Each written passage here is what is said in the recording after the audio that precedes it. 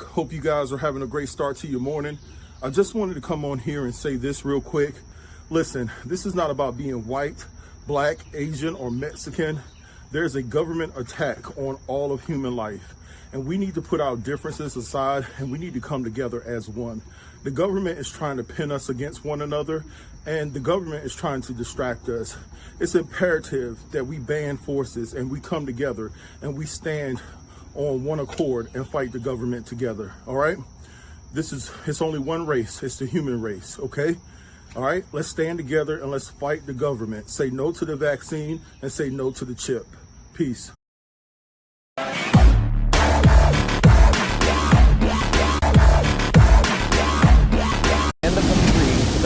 In 2015, all 193 United Nations member states affirmed what are known as the UN Sustainable Development Goals. The Delphi technique was developed by the RAND Corporation during the Cold War as a mind control technique. It's also known as consensus process. That sounds familiar. Agenda 21 for global environmental action. Proposal to create a series of centralized planning provisions where all of a sudden your local city government can't do something because of some agreement they signed with some private group who are all committed basically to taking control of your private property. Developing a national strategy to implement Agenda 21. Therefore, all nations and the clock By is ticking. cooperating with all countries to identify and initiate further agreements to protect the global environment, and by supporting and participating in a high-level United Nations Sustainable Development Commission as amended. 11,000 experts are calling for a reduction in the population, gradually, of course, incrementally. Everybody throughout the world needs to take an equal bite out of their population. To stabilize the population. We have before us the opportunity to forge for ourselves and for future generations a new world order, a world where the rule of law, not the law of the jungle, governs the conduct of nations. When we are successful, and we will be, we have a real chance at this new world order, an order in which a credible United Nations can use its peacekeeping role to fulfill the promise and vision of the UN's founders. When we are successful, and we will be. The COVID-19 crisis has shown us that our old systems are not fit anymore for the 21st century. It has laid bare the fundamental lack of social cohesion, fairness, inclusion, and equality. In short, we need a great reset.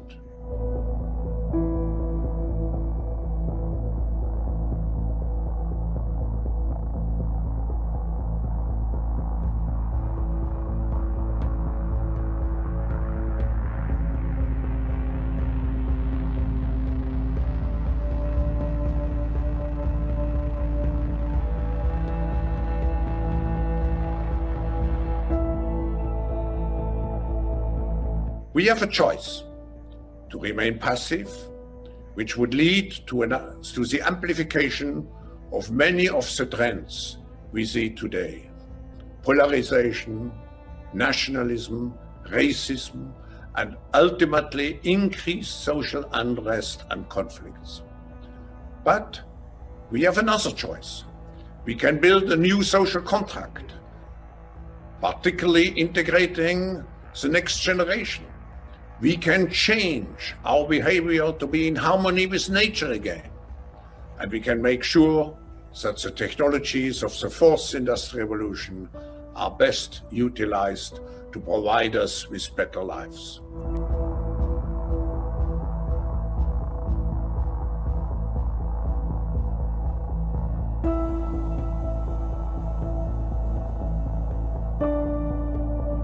It is obvious that we are in the midst of the most severe crisis the world has experienced since World War II. 75 years ago, countries and people came together to shape the post-war global order, which brought us decades of peace, increased global cooperation, and prosperity to hundreds of millions of people around the world. Now is the historical moment, the time, not only to fight severe virus, but to shape the system for the need for the post-corona era.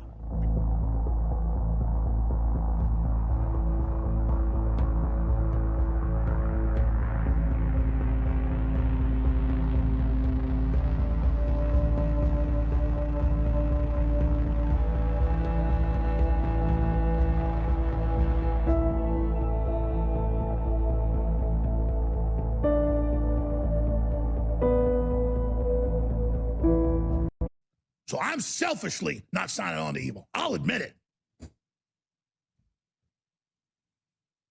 I'm not doing this for you. I'm doing this for me.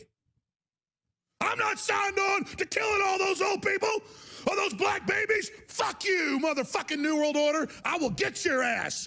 Delay that. It pisses me off. You sign on to playing God, you get burned. And all you dumbasses that serve the New World Order, idiots. Playing God all day. Deciding who lives and who dies. For financial collapse of Thailand, Malaysia, Indonesia, Japan, and Russia. Yeah, all of the above. All of the above. Yeah. Are you that powerful?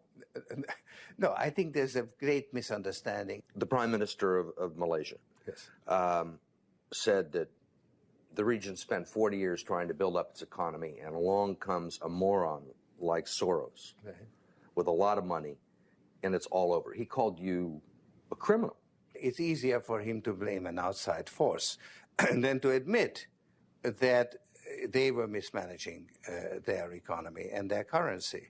The French finance minister talked about hanging speculators from lampposts.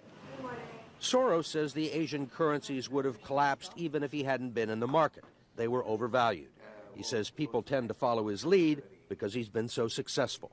I think that I've been blamed for everything. I am basically there to make money. I cannot and do not look at the social consequences of what I do. This man is a carnivore of the first order. Jim Grant is the editor of Grant's Interest Rate Observer and one of Wall Street's most respected analysts. He never tires of watching Soros, in part because of the huge bets he's willing to place on his hunches. He has always amazed the people he's worked with at his audacity and his willingness to back up his commitments with enormous sums of money. It causes the blood to drain from ordinary mortals' faces. Average life expectancy has increased from 46 years in 1950s to 63 years today. This is a development which, as individuals, we can only applaud. However, the result of these positive measures is a world population that has risen during the same short period of time geometrically to almost 6 billion people and could easily exceed 8 billion by the year 2020. The negative impact of population growth on all of our planetary ecosystems is becoming appallingly evident. The rapid growing exploitation of the world's supply of energy and water is a matter of deep concern, and the toxic byproducts of widespread industrialization have increased atmospheric pollution to dangerous levels.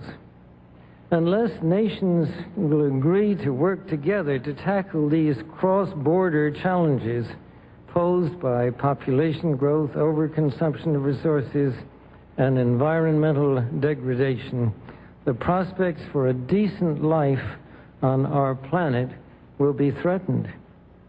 The recent UN meeting in Cairo is appropriately focused on one of these key issues, population growth. But the controversies which have erupted at the conference illustrate the problem of coming to grips with issues that are deeply divisive and which have a profound moral dimension. The United Nations can and should play an essential role in helping the world find a satisfactory way of stabilizing world population. This equation has 4 factors, a little bit of multiplication.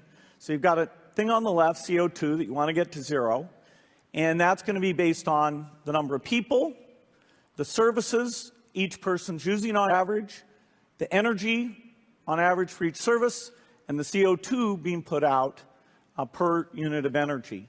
So let's look at each one of these and see how we can get this down to zero. Probably one of these numbers is going to have to get pretty near to zero. That's back from high school algebra, but let's take a look. First, we've got population. The world today has 6.8 billion people. That's headed up to about 9 billion. Now, if we do a really great job on new vaccines, health care, reproductive health services, we could lower that by perhaps 10 or 15%. The world's ruling elite are ideologically anti-human. Yeah. These people at these higher echelons, they don't see us as humans. They see us as tax chattel. They see us as commodities.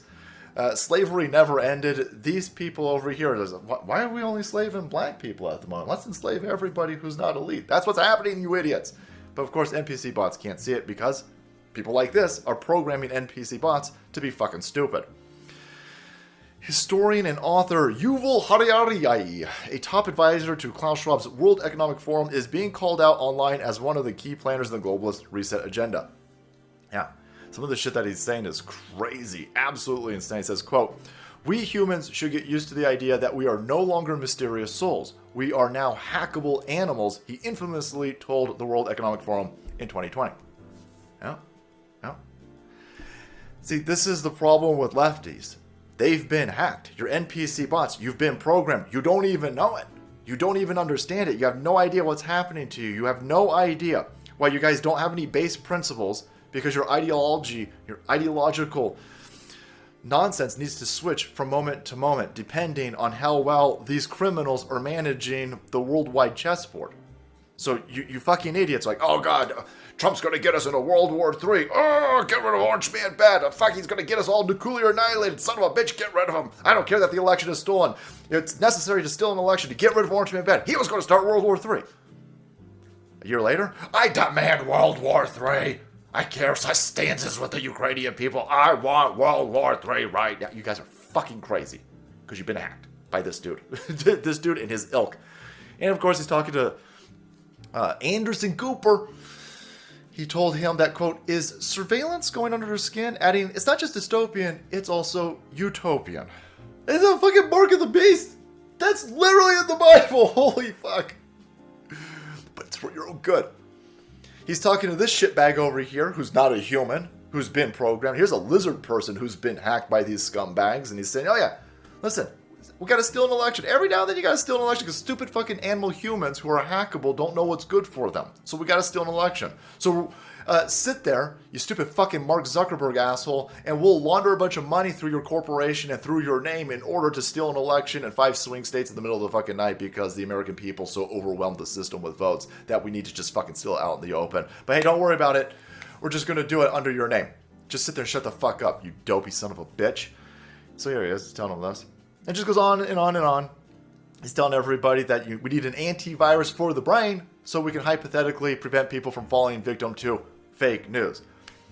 See, that's why they hate you. That's why they don't like you. If you're watching this video right now, you are impervious to fake news because you won't just sit there and let these people who think it's totally fine to hack human brains feed you propaganda. And if you won't be fed propaganda, then you're a problem to these people. Nobody understood biology well enough, and nobody had enough computing power and data to hack millions of people. Neither the Gestapo nor the KGB could do it. But soon, at least some corporations and governments will be able to systematically hack all the people. We humans should get used to the idea that we are no longer mysterious souls. We are now hackable animals. Bob Woodward said you said that. Bob Woodward never tells. Nancy, which way do you want he's the guy who covered Watergate. He's a trusted journalist. Sweetheart, it doesn't. You never said that? Your greatest accomplishments have caused a lot of human suffering. Please, sir. Do you have any regret or remorse for the human suffering, Mr. Kissinger, that you caused millions of people in Chile and Argentina and East Timor? Mr. Kissinger, I know you're not going to respond, but I don't want your New World Order, and you won't have one, Mr. Kissinger. National sovereignty will prevail, freedom will reign, nation states will survive, sir, and you will not have your New World Order, your eugenics.